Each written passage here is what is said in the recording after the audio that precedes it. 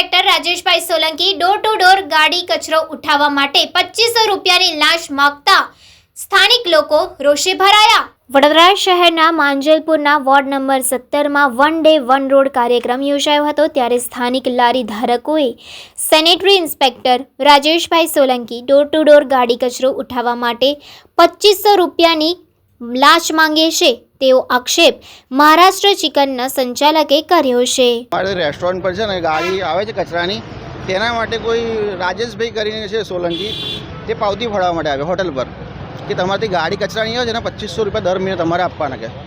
એટલે મેં કહું ડોર ટુ ડોર તો ગાડી બધા કચરા માટે જાય છે જ, અમે ગંદકી ના કરીએ એના માટે આવે જ કેટલા વર્ષો. જોશી સાહેબે કીધેલું છે કે 2 વખત 3 વખત મોકલીશું, પણ તમે કચરો આમ તેમ પાસે નાખતા નહીં. લાલુભાઈ છે મારું, મરાઠા ચિકન રેસ્ટોરન્ટ છે મારી માંજલપુરમાં.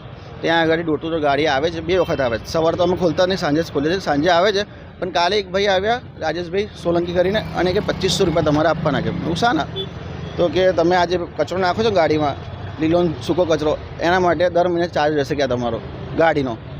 એટલે એવું નવો કાયદો કઈ આવ્યો છે કે ગાડી કચરો આપે તેના પૈસા બી આપણે આપવાના 2500 રૂપિયા. લાલુભાઈ